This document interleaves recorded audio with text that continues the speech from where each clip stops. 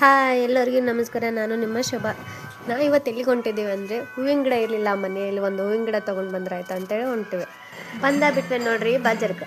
ನೋಡಿ ನಮ್ಮೂರು ಬಾಜರ್ ಹೇಗಿದೆ ಅಂತೆ. ಮತ್ತೆ ಬಾಜರ್ ನೋಡಿಲ್ಲ ಅಂತ ಅನ್ಕೋಬೇಡ್ರಿ, ನಮ್ಮೂರು ಬಾಜರ್ ನೋಡಲಿ ಅಂತೇಳಿ ವಿಡಿಯೋ ಮಾಡ್ತೇವೆ.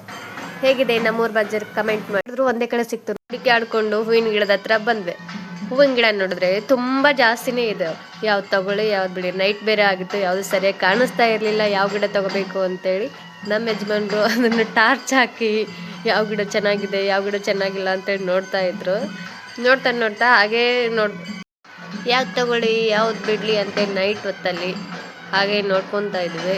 ನನ್ನ ಮಗ ಅದು ತಗೊಮ್ಮ ಇದು ತಗೊಮ್ಮ ಅಂತಂದ. ಒಂದು ಪಿಂಕ್ ರೋಸ್ ತಗೊಂಡ್ವಿ. ಹಾಗೆ ಒಂದು ದುಂಡು ಮಲ್ಲಿಗೆ ಹೂವು ನೋಡ್ತಾ ಇದ್ವಿ. ಚೆನ್ನಾಗಿರುತ್ತೋ ಚೆನ್ನಾಗಿಲ್ವೋ ಅಂತೇಳಿ ಅದನ್ನೂ ಸ್ವಲ್ಪ ಚೆನ್ನಾಗೇ ಇತ್ತು, ಅದನ್ನೊಂದು ಗಿಡ ತಗೊಂಡ್ವಿ. ರೇಟು ತುಂಬ ಜಾಸ್ತಿನೇ ಹೇಳ್ತಾ ಇದ್ರು ಆ ಹೂವಿನ ಗಿಡಕ್ಕೆ.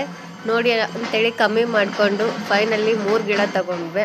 3 ಗಿಡ ಗಿಡದ ಓನರ್ ಕಟ್ಕೊಟ್ಟ 3 ಗಿಡನ. ಹಾಗಾಗಿ ಬರ್ತಾ ಇರೋವಾಗ ಎಲ್ಲಾದರೂ ಬೀಳುತ್ತೆ ಅಂತೇಳಿ ಸ್ಕೂಟಿಯಲ್ಲಿ 3 ಗಿಡ ಜೈಂಟ್ ಮಾಡಿ ಹಾಕ್ತಾಯಿದ್ರು ನಮ್ಮ ಯಜಮಾನ್ರು. ನೋಡಿ 3 ಗಿಡ